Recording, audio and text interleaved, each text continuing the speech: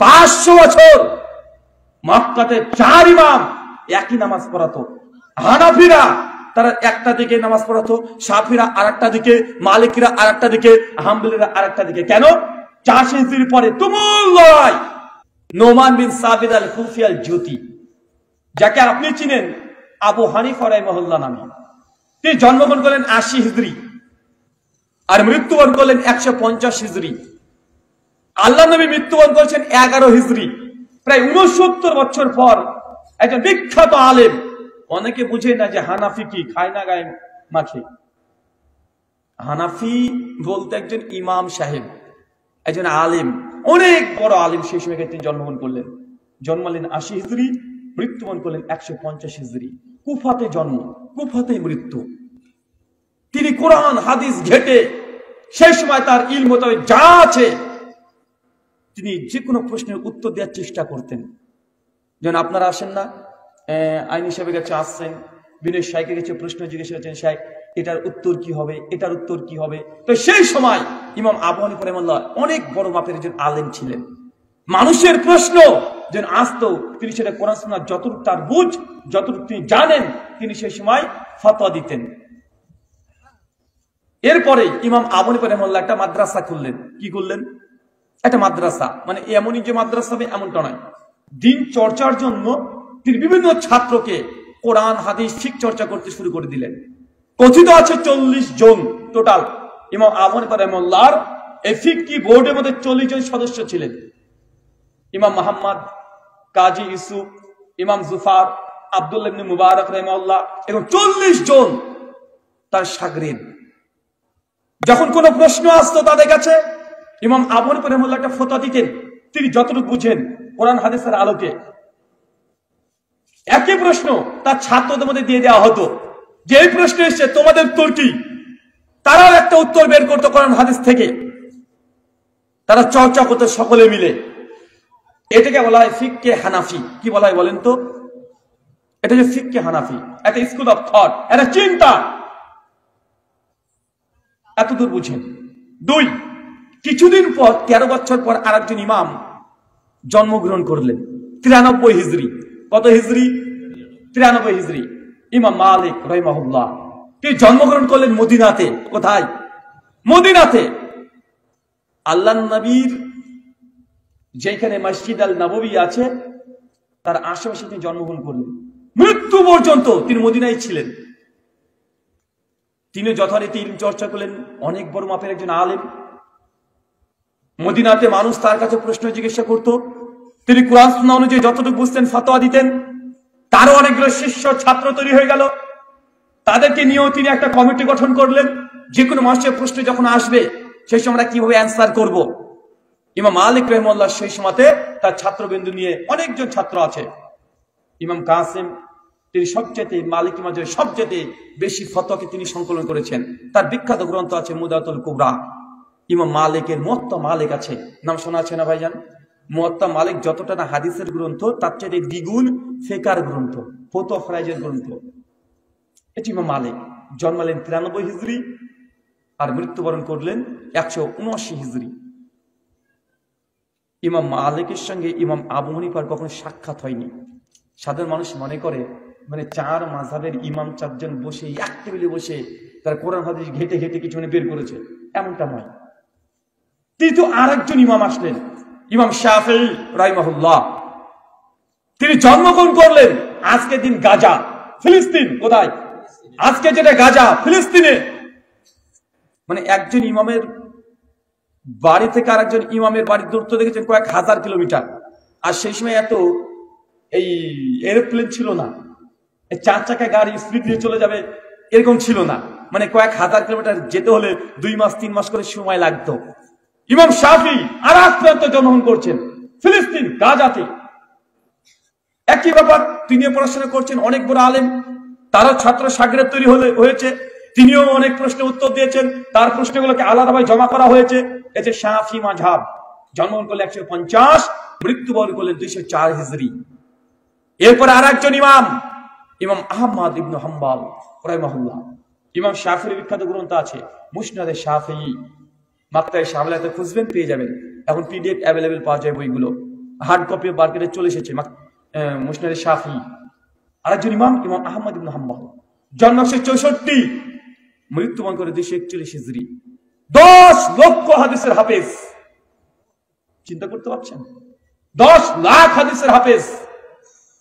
4 ইমামের মধ্যে হাদিসের খেদমত সবচেয়ে যিনি বেশি করেছেন ইমাম আহমদ ইবনে হাম্বল রাহিমাহুল্লাহ। 10 লক্ষ হাদিসের হাফেজ। তার বিখ্যাত গ্রন্থ, আজ পর্যন্ত তার চাইতে বড় গ্রন্থ হাদিসের এনসাইক্লোপিডিয়া বলতে পারেন, মুসনাদ আহমদ। 52 খণ্ডে বইটাকে শেখ সুহাইব বার্নতে তাহাকিক তালিক সহ ছাপানো হয়েছে। আরো প্রায় 4-5টা নুসখা এখন বর্তমান পাওয়া যায়। হাফেজ জাইনের পাওয়া যায় তাহাকিক কৃত, তবে সুহাইব বার্নতে তাহাকিক বর্তমান গোটা বিশ্বজুড়ে সবচেয়ে বেশি চলছে। আচ্ছা, 4 মাযহাব বুঝতে পারলেন? এবং এটা বুঝে নেন যে 4 ইমাম একসঙ্গে কখনো এক টেবিলে বসেনি, বসে কোনো চিন্তাধারা নিয়ে তারা কোনো ফতোয়া ফরজ দেয় নাই। এই যে 4 মাযহাবের 4 ইমাম 4টে প্রান্ত থেকে তৈরি হয়েছে, তারা কোরআন সুন্নাহ যতটুকু বুঝেছে সে অনুযায়ী ফতোয়া ফরজ দিয়েছেন। আচ্ছা, আহলুল হাদিস এখানে চলে আসবে এবার, বা আমরা নিজেদেরকে, আমাদের অস্তিত্ব কখন থেকে? ইমাম আবু হানিফা জন্মগ্রহণ করেছে কত হিজরি বলেন তো? 80 হিজরি। 4 ইমামের প্রথম ইমাম কে হলো তাহলে? ইমাম আবু হানিফা রাহিমাহুল্লাহ। তার পূর্বে কোন ইমাম সেইভাবে বিদ্যমান ছিল না। অনেকে ছিল, ইমাম আউজাই রাহিমাহুল্লাহ ছিল সমসাময়িক কালে, সেই সময়কার। ইমাম মালিকের ছাত্র লাইস বিন সাদ ছিল, অনেকে ছিল। আর বড় বড় ইমাম সেই সময়তে ছিল, ইসহাক বিন রাহুইয়া, ইমাম সৌর, ইমাম দাউদ, অনেকে ছিল। কিন্তু এই 4টে হচ্ছে মৌলিক প্রধান, যাদের ফতোয়া ফরজ গ্রন্থ আকারে মার্কেটে এখনো পাওয়া যায়। আহলে হাদিস আমাদের দাবি যে সেই সময় থেকে ছিল, যেটা সাহাবী রাদিয়াল্লাহু তাআলা আনহুদের জামানা থেকে আহলে হাদিসের চিন্তা চেতনা, স্কুল অফ থট, কিভাবে শরীয়তকে বুঝতে হবে, সেই সময় থেকে এই আহলে হাদিসের যে মানহাজ, এটা নাম না থাকলেও এই চিন্তাধারা বিদ্যমান ছিল। কি ছিল বলেন তো ভাইজান? চিন্তাধারা। একটা প্রমাণ দিয়ে বুঝতে পারবেন। দেখেন, 4 ইমামের শেষ ইমামের নাম কি? ইমাম আহমদ ইবনে হাম্বল রাহিমাহুল্লাহ। মৃত্যুবরণ করছে কত হিজরি? 264 হিজরি। আচ্ছা, ইমাম তিরমিজি নাম শুনেছেন? জামে তিরমিজির লেখক, যারা সুনান তিরমিজি নামে পরিচিত আছে। তিনি জন্মগ্রহণ করছেন 209 হিজরি, মৃত্যুবরণ করছে 279 হিজরি।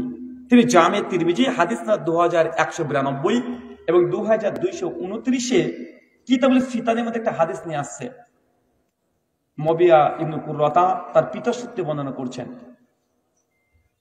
ইজা ফাসাদুল শাম ফালা খায়রি ফিকুম লা তাযালু তায়ফাতুন মিন উম্মতি মানসুরিন লা ইয়াযুররুহুম মান খাযালাহুম হাত্তা তাকুমু সাআত।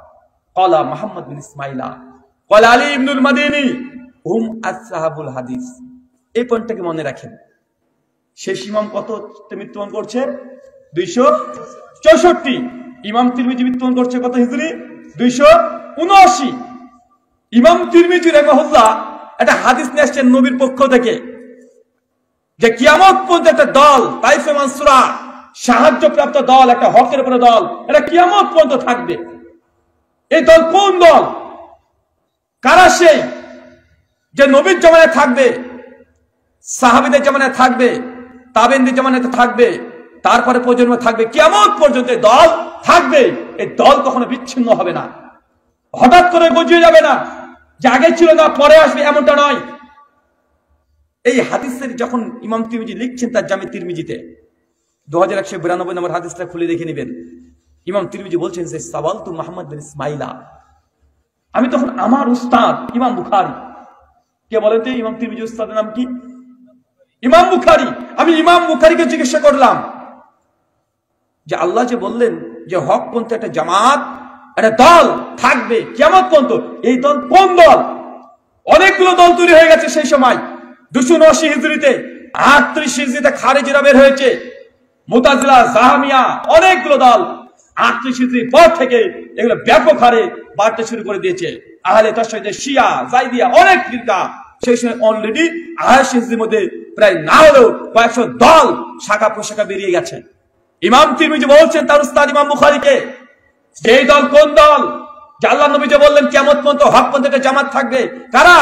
ইমাম বুখারী বলছে, তুমি যখন ইমাম বুখারীকে জিজ্ঞেস হচ্ছে, ইমাম বুখারী বলছে ইমাম তিরমিজিকে যে এই বিষয়ে সাওয়ালতু আলী ইবনুল মাদিনী, আমি আমার উস্তাদ আলী ইবনুল মাদিনীকে প্রশ্ন করেছিলাম। তুমি যেমন আজকে আমাকে প্রশ্ন করছো তিরমিজি, আমি আমার উস্তাদ আলী বিন মাদিনীকে প্রশ্ন করেছিলাম। আলী ইবনুল মাদিনী মৃত্যুবরণ করে 166 হিজরি, ইমাম তিরমিজির ইমাম বুখারীর উস্তাদ। তার বিখ্যাত গ্রন্থ আছে মুসনাদ আলী ইবনুল জাদ। আলী ইবনুল মাদিনী তিনি বলছেন যে এই দল হুম আহলুল হাদিস, তারা হচ্ছে আহলে হাদিস। এটা তিরমিজির মধ্যে স্পষ্ট বিদ্যমান। তার মানে বোঝা গেল যে আহলেসের যে চিন্তা, ইসলামকে বুঝে যে ধারা, চিন্তাধারা, তাদের একটা স্কুল অফ থট সেই সময়তেও আগে থেকে বিদ্যমান ছিল। প্রমাণ পাওয়া যাচ্ছে কি যাচ্ছে না? প্রমাণ পাওয়া যাচ্ছে। আচ্ছা চলেন, আলোচনা গভীর করব না, এবার মূল বিষয় যে এই মত পার্থক্য কি, আমরা আহলে হাদিস কিভাবে ইসলাম থেকে চাই, আমরা আহলে হাদিস ইসলামটাকে কিভাবে বুঝি, এবং মাযহাবগত এরা ইসলামকে কিভাবে বুঝে। যারা মাযহাব মানছে তাদের চিন্তাধারা হচ্ছে এটা যে আমাদের ইমাম আবু হানিফা রাহিমাহুল্লাহ যা ফতোয়া দিয়েছে নতুন করে গবেষণা করার কোনো সুযোগ নেই। তিনি সেই সময় যে ফতোয়া দিয়ে গেছেন, ফতোয়ার পৃষ্ঠা লেখা আছে, ওই ফতোয়াকে আমরা মানতে বাধ্য। নতুন করে এখানে আমরা কলমের ডগা আমরা দিতে পারবো না। তার ফতোয়াটাই শেষ ফতোয়া হয়ে গেছে, সেটা কোরআনের পক্ষে যাক অথবা বিপক্ষে যাক। আমি একাধিকবার দেখেছি তাদের বিভিন্ন গ্রন্থ থেকে তারা পরিষ্কার লিখেছে যে ইমাম আবু হানিফা রাহিমাহুল্লাহর বিরুদ্ধে যদি কোরআনের আয়াত চলে আসে, হাদিস চলে আসে, সাহাবীদের আমলও যদি চলে আসে, তারপর কোরআন হাদিস সাহাবীদের আমল গ্রহণযোগ্য নয়, বরং ইমাম আবু হানিফা রাহিমাহুল্লাহর কথাকে প্রাধান্য দিতে হবে। তাকলিদ এবং মাযহাব কি ও কেন, পৃষ্ঠা নম্বর 112, জাস্টিস তাকি উসমানীর বই বাংলা অনুবাদ করেছে, বাংলাদেশ থেকে মাকতুবুল আজহার থেকে ছাপানো হয়েছে। উর্দু দিন মে তাকলিদ কি শেরি हैसियत, পৃষ্ঠা নম্বর 65, লাইন নাম্বার 9 থেকে 13 এই কথা লেখা আছে যে ইমাম আবু হানিফার ফতোয়াটাই হুজ্জাত, এটাই দলিল। কোরআন হাদিসে কি আছে আমাদের মতো ব্যক্তিদের জানার প্রয়োজন নেই। এই যে মাযহাব, যে ইমাম যা বলেছে সেটাই মানতে হবে, নতুন করে চিন্তা করার কোনো সুযোগ নেই। আর আহলেসের চিন্তা হচ্ছে এটা, তা নয় যে চার মাযহাব আছে, চার মাযহাবের যে জ্ঞান, চার ইমামের যে জ্ঞান আমরা সম্মান করি, আমরা শ্রদ্ধা করি, আমরা দিন বোঝার ক্ষেত্রে তাদের সহযোগিতা নেই, তাদের ফাহম, তাদের বুঝ আমরা সামনে রেখে আমরা একটা সিদ্ধান্ত নিই। চলেন আহলেসরা কিভাবে দিন বুঝে আপনাকে একটু বুঝিয়ে দিয়ে বার কয়েকটা মাসালা। এক, ধরেন নামাজে যখন আমরা সূরাতুল ফাতিহা পড়ি, সবাই পড়ি না? হানাফি, শাফি, মালিকি, হাম্বলি সবাই পড়ে। ইমাম শাফির মাযহাব হচ্ছে এইটা, যখন নামাজে কেউ সূরাতুল ফাতিহা কিরাতে পড়বে সেই সময়তে আউযু বিল্লাহ, বিসমিল্লাহ এরা সশব্দে পড়তে হবে। কি বলেন তো? যেন আলহামদুলিল্লাহি রাব্বিল আলামিন জোরে বলছি, আউযু বিল্লাহ, বিসমিল্লাহ এটা জোরে বলতে হবে। এটা শাফিদের মাযহাব। ইমাম শাফি এই ফতোয়া তিনি দিয়েছেন, এবং গোটা বিশ্বের শাফিরা দেখবেন আউযু বিল্লাহ, বিসমিল্লাহ তারা সশব্দে পড়ে। আর ইমাম আবু হানিফা রাহিমাহুল্লাহ তিনি বলছেন যে না, আউযু বিল্লাহ, বিসমিল্লাহ এটা সশব্দে পড়া যাবে না, এটা মনে মনে জীবন নড়িয়ে পড়তে হবে। ইকরা বিসমি নাফসিক মনে মনে পড়তে হবে। তারপরে কিরাতটা যদি সশব্দ হয় সশব্দে পড়তে হবে। এখন আহলে হাদিসরা দেখলো যে না, দেখি তো ইমাম শাফি কি কি দলিল পেশ করেছে তার মাযহাবের পক্ষে, যে আউযু বিল্লাহ, বিসমিল্লাহ জোরেই পড়া লাগবে। দেখলাম যে ইমাম শাফি অনেকগুলো দলিল পেশ করেছে কোরআন হাদিস থেকে, অনেক যুক্তি পেশ করেছে। এদিকে ইমাম আবু হানিফা রাহিমাহুল্লাহ কি কি দলিল যুক্তি পেশ করেছে সেটা আমরা দেখলাম। দেখার পরে দেখছি যে না, ইমাম শাফি মূলত যে দলিলগুলো পেশ করেছে প্রত্যেকটা দলিলের মধ্যে দুর্বলতা আছে, যায়িফ। জামে তিরমিজির মধ্যে সশব্দে আউযু বিল্লাহ, বিসমিল্লাহ বলার হাদিসও আছে, কমপক্ষে 3টে আছে। এটা প্রত্যেকটা হাদিসের হুকুম ইমাম তিরমিজি নিজে গারিব লিখে দিয়েছেন, শেখ আলবানী যায়িফ বলেছেন, ইমাম হাজার আসকারী তালখিসুল হাবির মধ্যে যায়িফুজ জিদ্দান বলেছেন, ইমাম যাহাবি প্রায় সকল মুহাদ্দিস এই হাদিসগুলোকে যায়িফ বলেছেন। আমাদের আহলে হাদিস মানহাজ অনুযায়ী দেখলাম যে না, আসলে এইভাবে ইমাম শাফি যে মাসালা দিয়েছে, এই মাসালা ইমাম আবু হানিফার দলিলের চাইতে দুর্বল। এই মাসালা ইমাম আবু হানিফার যে দলিল অকাট্য, এখন সহিহ সূত্রে প্রমাণিত যে আউযু বিল্লাহ, বিসমিল্লাহ নবী জোরে পড়তেন না, এই মাসালায় দেখলাম যে ইমাম আবু হানিফা 100% হকের উপরে আছে। আমরা আহলে হাদিস কোরআন সুন্নাহ তুলনা করলাম, আলেমরা যে দলিল পেশ করেছে তুলনা করলাম, কাদের দলিল হকের উপরে, এই মাসালাই ইমাম আবু হানিফা রাহিমাহুল্লাহ হকের উপরে আছেন। আলহামদুলিল্লাহ আমাদের আহলে হাদিসের ফতোয়া এটাই যে নামাজে আউযুবিল্লাহ বিসমিল্লাহ এটা অনুচ্চ স্বরে পড়তে হবে। এতটুকু বুঝতে পারলেন? আচ্ছা একটু উল্টে দিয়ে বার। এরপরে ইমাম আবু হানিফা রাহিমাহুল্লাহর মাসালা, মুক্তাদি যারা থাকবে নামাজে সূরাতুল ফাতিহা পড়বে না, এটা মাকরুহে তাহরিমি। কি বলেন তো? নামাজে সূরাতুল ফাতিহা পড়া কি মাকরুহে তাহরিমি। আমি দলিল দিচ্ছি না, শুধু তাদের ইখতিলাফ দেখাচ্ছি। আর হাসান মানহাজ কিভাবে গ্রহণ করেছে এটা বোঝার চেষ্টা করছি। দলিল অনেক আলোচনা হয়েছে। ইমাম আবু হানিফার নিকটে ইমামের পেছনে মুক্তাদি সূরা ফাতিহা পড়বে না। আর ইমাম শাফিঈর মাযহাব যে না, ফাতিহা পড়া ওয়াজিব, ফাতিহা পড়তে হবে, না পড়লে নামাজই কবুল হবে না। আবার ইখতিলাফ হয়ে গেল দুই ইমামের মধ্যে। আহলে হাদিসের মানহাজ কি আমরা দেখলাম। ইমাম শাফিঈ কি দলিল দিয়েছে দেখি তো? সূরা ফাতিহা পড়ার পক্ষে অনেকগুলো তিন দলিল জমা করেছেন। আবার দেখলাম ইমাম আবু হানিফা রাহিমাহুল্লাহ মাকরুহের পক্ষে কি দলিল দিয়েছে, তিনিও বেশ কিছু দলিল দেওয়ার চেষ্টা করেছেন। সালাফি উলামারা তদন্ত করে দেখলেন যে আসলে কার দলিলটা মজবুত বেশি আছে। তো গবেষণায় দেখা যাচ্ছে এই মাসালে ইমাম শাফিঈর যে দলিল অকাট্য, সহিহ সূত্রে প্রমাণিত। কিন্তু এই মাসালায় ইমাম আবু হানিফা রাহিমাহুল্লাহর যে দাবি বা তার গবেষণা একটু ত্রুটি ঘটে গেছে, দুর্বল ঘটে গেছে। তার হাদিসের মধ্যে, তার ব্যাখ্যার মধ্যে, বুঝের মধ্যে দুর্বলতা আছে। আমরা আহলে হাদিসের সিদ্ধান্ত নামাজে ইমাম সূরা ফাতিহা পড়বে, এটাই হকের নিকটবর্তী। আমরা এটা প্রতীক ফতোয়া দিয়েছি। কত কি বুঝতে পারলেন? আচ্ছা এটা আরেক জায়গা থেকে ঘুরে আসি। এটা হাম্বলি মাযহাবের সঙ্গে আমরা তুলনা করে দেখি। ইমাম আহমদ ইবনে হাম্বলের মাযহাব, তার ফতোয়া নামাজে যখন রুকু থেকে উঠবেন সামি আল্লাহু লিমান হামিদা বলে তারপর বাম হাতে পরে ডান হাত রেখে আবার বুকে পরে বাঁধতে হবে। এটা হাম্বলীদের ফতোয়া। ইমাম আবু হানিফার ফতোয়া হাত থেকে ছেড়ে দিতে হবে, ইরসাল ইয়াদাইন ছেড়ে দিতে হবে। আমরা দেখলাম ইমাম আহমেদ কি হাদিস নকল করেছেন তিনি তার পক্ষে। আবু হানিফা রাহিমাহুল্লাহ কি দলিল তিনি নিয়ে এসেছেন তার মাঝের পক্ষে। দেখছি ইমাম আহমেদ যে দলিল পেশ করেছেন মুসনাদ আহমেদের মধ্যেও আছে, ওই সনদের মধ্যে দুর্বলতা আছে। যায়িফ শারীক কাজে একজন রাবি আছে দুর্বল, একটা হাদিস পাওয়া যায় যে হাত পুনর্বার বাঁধা, একটা হাদিস পাওয়া যায়। ইমাম আবু হানিফার মাযহাবের পক্ষে অনেকগুলো বেশ কিছু দলিল এবং যুক্তি, যেগুলো যুক্তিসম্মত কিয়াস, সেগুলো পাওয়া যাচ্ছে। আহলে হাদিসদের ফতোয়া যে না, ইরসাল ইয়াদিন করে দেওয়া, ছেড়ে দেওয়া, এই মাসালায় ইমাম আবু হানিফার মাযহাব 100% হকের উপরে আছে। আমরা এটা গ্রহণ করেছি। কত কি বুঝতে পারলেন? চলে একটু মালিকি মাযহাব থেকে ঘুরে আসি। ইমাম মালিক রাহিমাহুল্লাহ তার ফতোয়া ফরজ নামাজে আল্লাহু আকবার বলে তাকবীর দিয়ে হাতটাকে বাম হাতে করে ডান হাত আমরা যে বাঁধি, ইমাম মালিক বলছে না, বাঁধার দরকার নেই, ছেড়ে দিতে হবে, পুরোটা ছেড়ে দাও, ঝুলিয়ে দাও। ইরসাল ইয়াদাইন তাকবীর দিয়ে ইরসাল ইয়াদাইন হাতকে ছেড়ে দিতে হবে। ইমাম মালিকের মাযহাব এটা। মালিকরা এর উপরে আমল করছে দীর্ঘদিন ধরে। মুদাতুল কুবরার মধ্যে এই ফতোয়াই মজুদ আছে ইমাম মালিক থেকে, সহিহ সনদে প্রমাণিত আছে। আমরা দেখলাম ইমাম মালিক কি দলিল দিয়েছে, হাত ছেড়ে দেন কি দলিল দিয়েছে। দলিলগুলো দেখছি যে মূলত কোনো দলিলই দিয়ে দেননি, কয়েকটা আসার নিয়ে এসেছেন সাহাবীদের, তাও যায়িফ।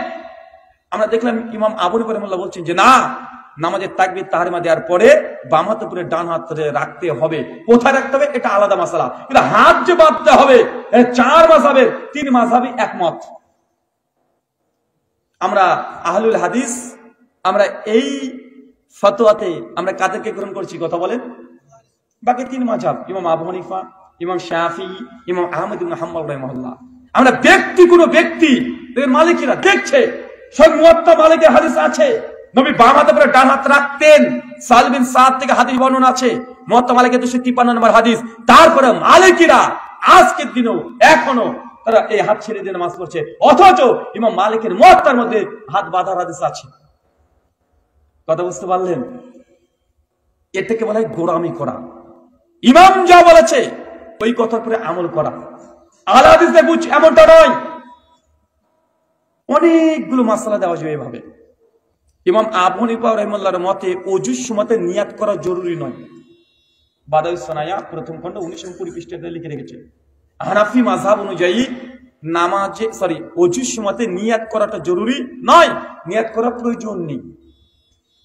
শাফি, হাম্বলি, ইসহাক বিন রাহুইয়া আরো অনেক মাযহাব যারা আছে ইমাম, তাদের মতে যে না, ওযুর সময়তেও আপনাকে নিয়াত করতে হবে। আমরা এটা তুলনা করে দেখলাম যে আবু হানিফার মাযহাবের পক্ষে কি দলিল আছে, দেখছি না এই মাসালা আবু হানিফার মাযহাবের দলিল একটাও সেই সূত্রে প্রমাণিত কিছুই নেই। বরং শাফি, হাম্বলি তাদের দলিল ওয়াকাত কোরআন হাদিস দ্বারা প্রমাণিত। আমরা এই মাসালায় কাকে গ্রহণ করেছি? বাকি 3 ইমামকে গ্রহণ করেছি। তুলনামূলক আলোচনা যদি করতে যাই অনেকগুলো চলে আসবে। ইমাম আহমদ ইবনে হাম্বল রাহিমাহুল্লাহর ফতোয়া, হাম্বলীদের ফতোয়া, আজকে আপনি ওযু করলেন, মোজাটাকে ঢুকিয়ে দিলেন। এখন মোজা যদি খুলে ফেলেন, কি বলেন তো ভাইজান, মোজা যদি খুলে ফেলেন তাহলে আপনাকে আবার পুনর্বার ওযু করতে হবে। মানে ওযু অবস্থায় আছেন, ওযু ভাঙেনি কিন্তু মোজা খুলে ফেললে ওযু ভেঙে যায়, আবার নতুন করে আপনাকে ওযু করতে হবে। শাফি মালিকিদের ফতোয়া যে না, যদি এমনটা হয় তাহলে ওযু করার প্রয়োজনে দ্রুত মোজা পরে ফেলতে হবে। কেননা ওযু ভঙ্গের কারণ এটা নয় যে মোজা খুলে ফেললে ওযু ভেঙে যাবে। ইমাম আবু হানিফা রাহিমাহুল্লাহর ফতোয়া হচ্ছে এটা যে না, কেউ যদি ওযু অবস্থায় পায়ের মোজা যদি খুলে ফেলে তাহলে তার পাটাকে শুধু ধুলে যথেষ্ট হয়ে যাবে। কত কি বুঝতে পারলেন? 3 মাযহাবের 4 মাযহাব 3 রকমের ফতোয়া আছে শুধু এই মাসার উপরে। আহলে হাদিস জমহুর যারা মত দিয়েছেন এই মাসালাতে, শাইখুল ইসলাম ইবনে তাইমিয়া, ইমাম শাওকানি রাহিমাহুল্লাহ, নবাব সিদ্দিক হাসান খান হুফালি রাহিমাহুল্লাহ, তাদের ফতোয়া যে না, মূলত কেউ যদি ওযু যদি করে মোজা পরে ফেলে আর ওযু ভঙ্গের কারণ যদি না ঘটে, সে যদি একটা মোজা চেঞ্জ করে আর একটা মোজা পরিধান করে তাহলে ওযু পুনর্বার করার দরকার নেই। আলী বিন আবি তালেবের হাদিস আছে, আর অনেকগুলো আসার তারা পেশ করে থাকে। আচ্ছা, একটা মাসালা বলি, যে মাসালাটা আহলে হাদিস সমাজে বলা হতো কিন্তু কোরআন সুন্নাহর খিলাফ হওয়ার কারণে আলেমরা বাতিল করে দিচ্ছে, সম্মিলিত মুনাজাত। মনে পড়ছে না ভাইজান? জি, আলেমরা সম্মিলিত মুনাজাত করতো না, আগে করতো তো। কোরআন হাদিসের আলোকে যখন দেখছে যে না, এটা তো দলিল দ্বারা প্রমাণিত নয়, আলেমরা বাদ দিচ্ছে কি দিচ্ছে না? বাদ দিচ্ছে। আলেমদের মূল দাবি 1400 বছর আগে নবীর যে অবিকৃত ইসলাম, সেই ইসলামে ফিরে যেতে হবে। সমাজে কোন আমল চলছে, কি চলছে এটা দেখার দরকার নেই, এই ইসলামে ফিরে যেতে হবে। তাই আহলের মধ্যে অনেক বিদআত অনেকগুলোই ছিল, আস্তে আস্তে সবগুলো বর্জন করা হচ্ছে না হচ্ছে। আমরা কোনো অন্ধ অনুসরণ করি না, অন্ধত্ব আমাদের মধ্যে নেই। আমরা আহলে হাদিস তাই বলি যে কোরআন সুন্নাহ বুঝতে হবে, ফাহমুস সালাফ, সালাফদের বুঝ অনুযায়ী। আমাদের নতুন কোন বুঝ, এই বুঝ গ্রহণযোগ্য নয়। আচ্ছা, আরেকটা ফতোয়ার কথা বলি। ইমাম আবু হানিফা রাহিমাহুল্লাহর ফতোয়া হচ্ছে, ফিকহে হানাফিদের ইজমাই ফতোয়া, তার রাজি কোয়ালিটাই বাদাস্তানের মধ্যে আছে, রদ্দুল মুখতারা আছে, হিদায়ের মধ্যে আছে, বিভিন্ন কিতাবে তারা ইজমাই তাদের ফতোয়া। জবরদস্তি তালাক হবে কি হবে না এই মাসালা তো মূল বিতর্ক আছে। জবরদস্তি তালাক, জবরদস্তি বোঝেন মানে আপনার স্ত্রীকে দেখছে আপনার শালা এসে বোঝাই আমার বোনকে তালাক দে, আপনি আপনার স্ত্রীকে তালাক দিয়ে দিলেন, ইচ্ছে ছিল না কিন্তু তালাক দিয়ে দিলেন। এরকম ঘটে না ঘটে? কি ঘটে না? ঘটে না? ঘটে। হানাফি মাঝের ইজমাই মাসালা হচ্ছে এইটা যে তালাক হয়ে যাবে। কি হয়ে যাবে? তালাক হয়ে যাবে। কেউ যদি জবরদস্তি তালাক দেয়, আপনি ভাই তুই তালাক দে, তালাক হয়ে যাবে। আহলের ফতোয়া এত সহজ নয়। আমাদের উস্তাদ কিফায়াতুল্লাহ সানাবিলি হাফিজাহুল্লাহ তার আহকামুত তালাকে তিনি আলোচনা করেছেন, দীর্ঘ আলোচনা করেছেন, প্রায় 40 পৃষ্ঠা আলোচনা করেছেন। কেউ কাউকে জবরদস্তি করে তালাক দিলেই সেটা তালাক বলে গণ্য ততক্ষণ হবে না। 4খানা শর্ত আছে। কয়টা? 4টে শর্ত আছে। এক, যে আপনার শালা এসে বোঝাই আমার বোনকে তালাক দে। এখন যিনি এই জবরদস্তি করছেন তাকে দেখতে হবে তার ক্ষমতা আছে না নাই। এমনি আপনাকে বলে তালাক দে, আপনি তালাক দিয়ে দিলেন, যে তালাক দিয়ে দেন, এটা জবরদস্তি প্রমাণ হলো না। জবরদস্তি ততক্ষণ প্রমাণ হবে না যতক্ষণ না পর্যন্ত আপনার মৃত্যুর হুমকি আসছে। কি আসছে? কথা বলেন, কথা বলেন। মৃত্যুর হুমকি, তালাক দে, নচেৎ তাকে শেষ করে দেব। যদি মৃত্যুর হুমকি থাকে তারপর যদি আপনি তালাক দেন তবে সেটা জবরদস্তি ধরা হবে। নচেৎ কে এসে বলে দেয় তালাক দে, আপনি মনে মনে চাচ্ছিলেন যে তালাক দেবো দেবো ভাবছেন, আপনিও দিয়ে দিলেন ছুঁয়ে, এটা তালাক হবে না, জবরদস্তি প্রমাণ হবে না। কথা বুঝতে পারছেন?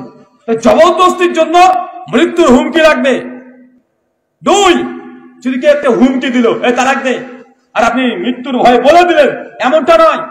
বরং যে আপনাকে হুমকি দিচ্ছে তার ক্ষমতা পাওয়ার থাকতে হবে যে না আসলে এই লোকটা এই কাজ করে ফেলতে পারে, সম্ভাবনা আছে। অনেক সময় আছে না, মা বোঝাই তুই খেয়ে নে না তো মেরে ফেলবো, এমন ছেলে তো জানছেন মা আমাকে মেরে ফেলবে না, এরকম হুমকি আছে না? কথা বলেন।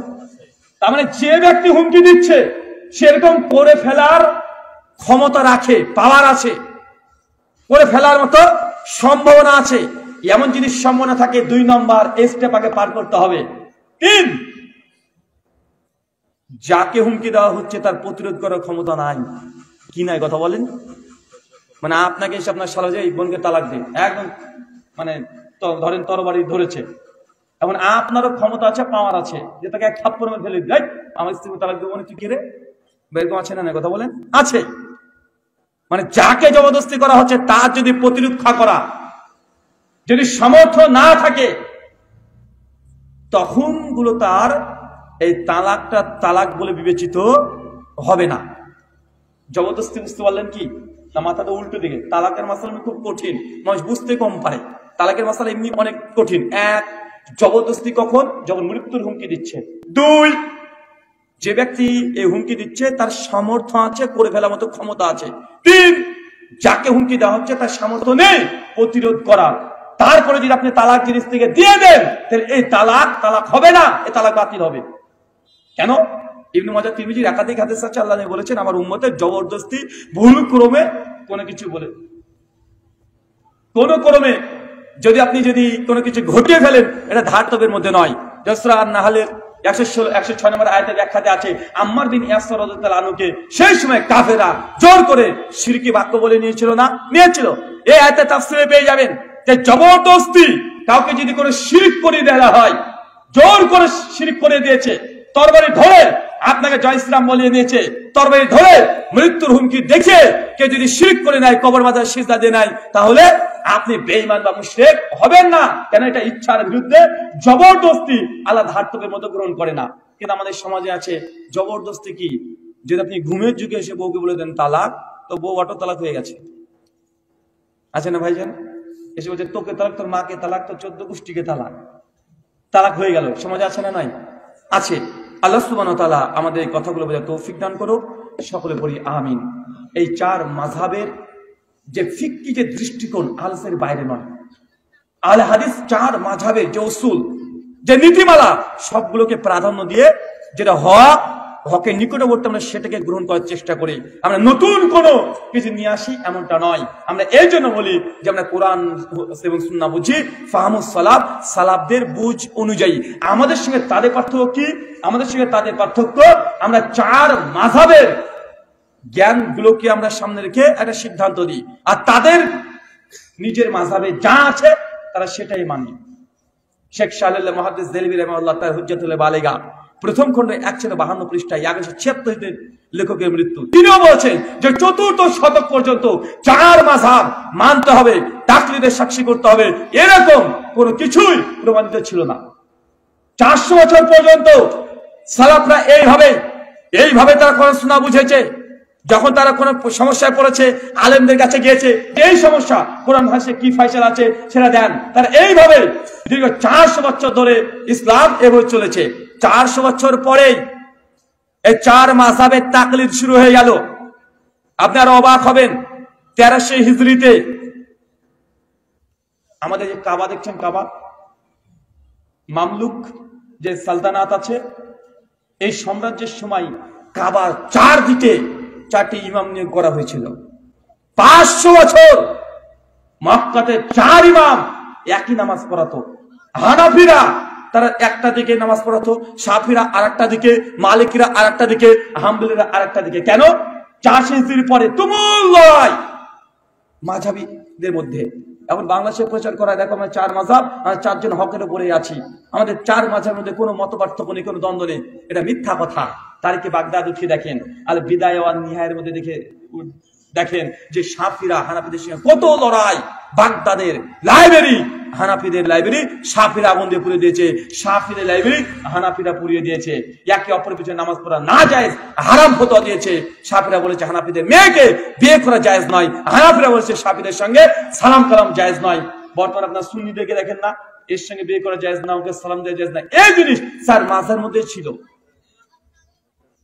13 শতকের দিকে এত ইখতিলাফ, এত দ্বন্দ্ব, এত মারামারি, সেই সময়কার সরকার কাবাতে তখন এই বিশৃঙ্খলার কারণে, কারণ হানাফিদের নামাজের, জোহরের নামাজের একটা টাইম, শাফিদের টাইমের সঙ্গে মেলে না।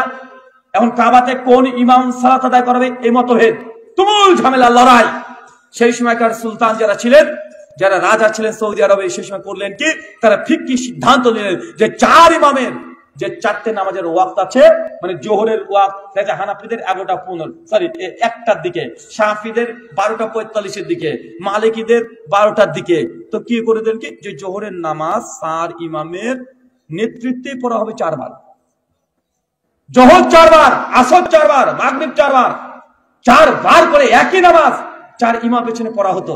যারা আজকে বলছে বাংলাতে যে আমাদের মাযহাবের মধ্যে কোনো দ্বন্দ্ব ছিল না, 4 মাসের মধ্যে আমাদের ভ্রাতৃত্ব ছিল, এটা মিথ্যা কথা। তারা একে অপরকে কাফের ফতোয়া দিয়েছে। হানাফিদের ফতোয়া স্পষ্ট, তারা লিখে রেখেছে শাফিদের কাছ থেকে জিজিয়া নেওয়া এটা ওয়াজিব। জিজিয়া কার কাছ থেকে নাই? কার কাছ থেকে নাই? কাফেরদের কাছ থেকে নাই। তারা জিজিয়ার ফতোয়া দিয়েছে যে শাফিদের সঙ্গে মেয়ের তো বিয়ে দূরের কথা, জিজিয়া নিতে হবে, যে ক্ষমতা আমরা থাকি তাদের কাছ থেকে জিজিয়া নিতে হবে। এই মতভেদের কারণে দীর্ঘ 500 বছর, কত বছর? 500 বছর কাবাতে 4 মুসাল্লা ছিল, নিকৃষ্ট বিদআত। আব্দুল আজিজ বিন সৌদ যখন প্রথম ক্ষমতায় আসে 1925 খ্রিস্টাব্দে, মাত্র 199 বছর আগে, মাত্র 99 বছর আগে, এই 4 মুসাল্লাকে ভেঙে তছনছ করে দিয়ে এক ইমাম এসে নামাজ হচ্ছে। আলহামদুলিল্লাহ। মাযহাবের গোড়ামি এই পর্যায়ে চলে গেছিল যে কাবাতে এক ইমাম এসে তার নামাজ পড়েনি, জোহরের নামাজ 4 বার পড়েছে। আজকে বাংলার মানুষকে উল্টো জিনিস দেখানো হচ্ছে। আল্লাহ সুবহানাহু ওয়া তাআলা মুসলিম উম্মাহকে তুমি হেফাজত করো, বলে পড়ি আমিন। আহলে হাদিসদের শেষ একটা জাস্ট কোরআনের আয়াত, গোটা আহলে হাদিসের মানহাজ এর মধ্যেই লিপিবদ্ধ আছে। কোরআনুল কারীম সূরা নিসা সূরা 4 আয়াত নম্বর 59, ইয়া আইয়ুহাল্লাযীনা আমানু, হে বিশ্বাসীগণ, আতিউল্লাহ, আল্লাহর আনুগত্য করো, ওয়া আতিউর রাসূল, রাসূলের অনুসরণ করো, ওয়া উলিল আমরি মিনকুম, আর তোমাদের মধ্যে যারা উলুল আমর আছে। উলুল আমর কারা? তাফসিরে সহিহ বুখারীতে বিভিন্ন ব্যাখ্যা এসেছে। উলুল আমর বলতে খলিফাকে বলা হয়েছে, দেশের শাসককে বলা হয়েছে। উলুল আমর বলতে ফুকাহাগণকে বলা হয়েছে। সব তাফসিরই সঠিক। আল্লাহ কোরআনের 3 নম্বর ব্যক্তিগত বলছে উলুল আমরি মিনকুম, তোমাদের মধ্যে যারা আলেম আছে, পীর সাহেব আছে, তাদেরকে মেনে চলো। যারা সুবিধাবাদ, তার কোরআন মাজিদের আয়াতের এখানে স্টপ করে দেয়, আর পড়তে চায় না। দেখেছেন না ভাইজান? যখন মাযহাব মানার দলিল দেয়, তাদেরকে যখন প্রশ্ন যে ভাইজান আপনার মাযহাব কেন মানেন, কেন তাকলিদ করতে হবে, তাদের জবাব দেবেন আমার কিউট বয় এই জবাবই দিয়েছে। কিউট বয় বলছে আমরা তাকলিদ এই জন্য করি যে কোরআন হাদিস মহাসমুদ্র, এখান থেকে মণিমুক্তা বের করা সবার দ্বারা সম্ভব নয়। আমরা সাধারণ মানুষ কোরআন হাদিস বুঝে যে সবকিছু মাসালা বের করতে পারবো, এটা আমাদের দ্বারা সম্ভব নয়। এই জন্য তো মাযহাব মানি, মানে তারা কোরআন হাদিস বুঝে না, বিধায় তার যে কোনো একটা মাযহাবের ইমামের ফতোয়াকে মানছে। তো যখন তাদেরকে প্রশ্ন করি যে ভাই মাযহাব মানতে হবে তার দলিল কি, ওরা কোরআনের আয়াত থেকে দলিল দেয়। একটু আগে বললো যে আমরা কোরআন বুঝি না, এই জন্যই মাযহাব মানি। আবার মাযহাব মানার দলিল কি? কোরআনের আয়াত দিয়ে দলিল দিচ্ছে। তারপরে এটা সবিরোধিতা হচ্ছে না ভাইজান? আর তুমি মাযহাব তো মানছো এই জন্য দাবি করলে যে কোরআন বুঝো না, হাদিস বুঝো না, এই জন্য যদি মাযহাব মানা লাগে, তো মাযহাব মানার দলিল তুই কোরআন থেকে বের করলে কিভাবে বাছা? এই দলিল কি ইমাম আবু হানিফা দিয়েছেন? উত্তর হচ্ছে না। বলছে এই যে বলছে উলুল আমরি মিনকুম, তোমাদের মধ্যে যারা আলেম ওলামা আছে তাদেরকে মেনে চলো। আমার সাদা মনে সাদা প্রশ্ন, বলেন তো উলু এটা এক বচন না বহু বচন? বহু বচন। তার মানে বোঝা গেল কমপক্ষে আরবিতে সিগায় জামা হওয়ার জন্য কমপক্ষে 3 লাগে। কয়টা লাগে? 3 লাগে না? তার মানে যদি মাযহাব মানতে হয়, একসঙ্গে কয় মাযহাব মানতে হবে? 3 মাযহাব। তাকে প্রশ্ন করেন ভাইজান আপনারা কয়টা মাযহাব মানেন? বলছে 4 মাযহাব হচ্ছে বারহাক। মাযহাব কয়টা বারহাক? 4 মাযহাব। তো ভাই কতটা তুমি মানো? বলছে আমি একটা মানি, বাকি 3টা। বলছে ওগুলো ঈমান রাখলে হয়ে যাবে। মুকসুদুল মুমিনিন 195 পৃষ্ঠায় লেখা আছে 130 ফরজ। কত ফরজ? কথা বলেন। 130 ফরজ, অনেক ফরজ, 5 ওয়াক্ত নামাজ ফরজ, 30 রোজা ফরজ, এইভাবে যোগ করতে করতে করতে শেষে লিখছে 130 ফরজ। তার মধ্যে লেখা আছে 4 মাযহাব মানা ফরজ। তা আমি একজন ওই লেখক, মানে যিনি বই বিক্রি করছিলেন, বইটা যখন কিনতে গিয়েছিলাম, তো যখন ওটা প্রথম আমি যখন পেয়ে গেলাম 115 পৃষ্ঠায়, আমি লোকটাকে বলছি যে উনি একজন আলেম ছিলেন, যে মৌলানা আপনি? যে জি আমি মৌলানা। যে গ্রন্থে লেখা আছে 30 ফরজ, এই যে 4 মাযহাব, 5 ওয়াক্ত নামাজ ফরজ, 30 রোজা ফরজ। তো সেই সময় চলছিল তো যে 12 সাল। আমি তখন বললাম যে মৌলানা সাহেব, এবছর রোজা কয়টা হয়েছে? বাবু এবছর তো 29টা হয়েছে। আচ্ছা বইয়ে যে লেখা আছে 30 রোজা ফরজ, আপনি তো একটা এই বছর 2012-তে 29টা রোজা করেছেন, তো বইয়ে যে লেখা আছে 30 ফরজ, তো একটা তো কমে গেল, এটা কমেছে না? আমি তারপরে বলছি যে মৌলানা সাহেব, এতে লিখেছে 4 মাযহাব মানা ফরজ, আপনি কটা মাযহাব মানেন? উনি বলছেন যে আমরা হানাফি। উনি মানে প্রশ্ন করছে বুঝতে পারেন যে আমরা হানাফি মাযহাব মানি। আনছি আর বাকি 3 মাযহাব শাফি, মালিক, হাম্বলি। উনি তখন বলছেন যে আরে আপনি একটা মাযহাবই মানতে হয় আর বাকি 3টে প্রতি ঈমান রাখতে হয়। আচ্ছা তাহলে 130 বলছে, টিকলো কোথায়? 29 রোজা হলে 129টা হলো, আরো যদি 3 মাযহাব বাদ দিয়ে দেন, ডিলিট করে দেন, 126টা হবে। তো লিখে দেন 126 ফরজ, 130 ফরজ না। ভাই সমাজে কেমন আছে না? নাই আছে না? আমি তখন বলছি যে ভাই, এই 4 মাযহাব মানার দাবিদার, যে 4 মাযহাব বারহাক 4 মাযহাব মানা ফরজ, আপনি একটা মানছেন, 3টাকে বাদ দিয়ে দিয়েছেন। তো কেউ যদি এসে বলে যে ভাই 5 ওয়াক্ত নামাজ ফরজ, আমি 1 ওয়াক্ত পড়বো, 4 ওয়াক্ত পরে ঈমান রাখবো, আপনার ঈমান মুকাম্মল হবে? কেন? আপনি 4 মাযহাব ফরজ বলার পরে একটা মানছেন, 3টে কেন ছেড়ে দিলেন? আপনি যদি 3টে ছেড়ে দিও, যদি মাযহাবী হন, আমি 4টে ছেড়ে দিয়েছি, তাহলে আমি কেন মাযহাবী হব না? তুমি যদি আমাকে লা মাযহাবী বলো, বেটা তুমিও লা মাযহাবী, 3 মাযহাবকে তুমি পরিত্যাগ করে দিয়েছো। ভাই পরিত্যাগ করেছে কি করেনি? তুমি যদি গায়ের মুকাল্লিদ বলো, আমি তো 4 ইমামের তাকলিদ করি না, তার জন্য গায়ের মুকাল্লিদ। তুমিও তো 3 ইমামের গায়ের মুকাল্লিদ, মানে 3 ইমামকে তাকলিদ করো না। সম্মানিত সুধী, এই কথা বলার মূল উদ্দেশ্য, আহলে হাদিস যে মানহাজ গ্রহণ করে গেছে, এই মানহাজ দীর্ঘ 400 শতক পর্যন্ত এই মানহাজে সালাফরা চলে গেছে। 400 বছর পরেও এই হানাফি, শাফি, মালিকি, হাম্বলি 4 মাযহাবের তাকলিদ শুরু হয়েছে, যে আমাদের ইমামকে মানতে হবে, বাকি কারো দিকে যাওয়া যাবে না। এটা 400 বছর পর্যন্ত ছিল না।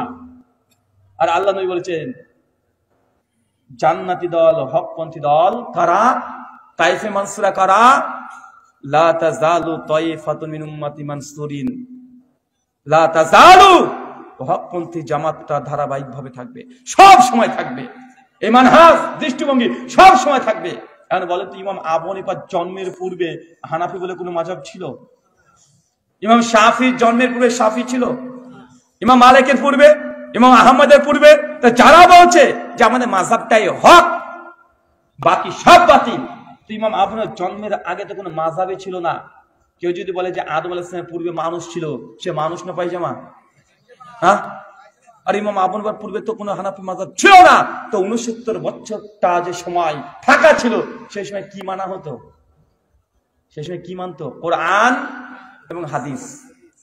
কোরআন হাদিসের বিরুদ্ধে যদি সাহাবীদের সঙ্গে দ্বন্দ্ব লেগে গেছে, এক সাহাবীকে মানেনি, পরিবর্তন করে দিয়েছে, বাতিল করে দিয়েছে, অনেক দৃষ্টান্ত আছে। একটা দিয়ে আলোচনা শেষ করব।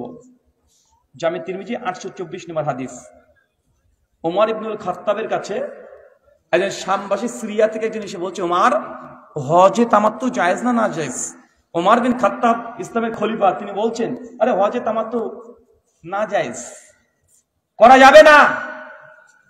ওই শামবাসী ওমর বিন খাত্তাবের সন্তান ইবনু ওমরের কাছে এসেছে, এবার বলছে, এই ইবনু ওমর, হজে তামাত্তু জায়েজ না নাজায়েজ? ইবনু ওমর বলছে জায়েজ। প্রশ্ন করে চট করে, তোমাকে মানবো না, তোমার বাপকে মানবো?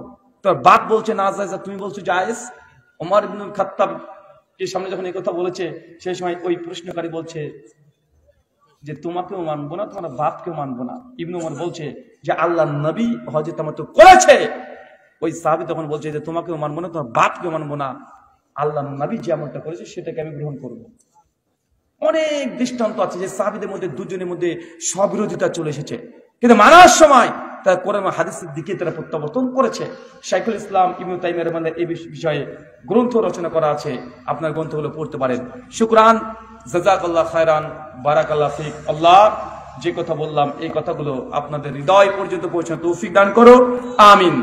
আল্লাহ আজকে যারা আলোচনা সভার আয়োজন করেছে তাদের এই সভা সফল এবং পরকালের জন্য নাজাতের উসিলা বানিয়ে নাও, সকলে বলি আমিন।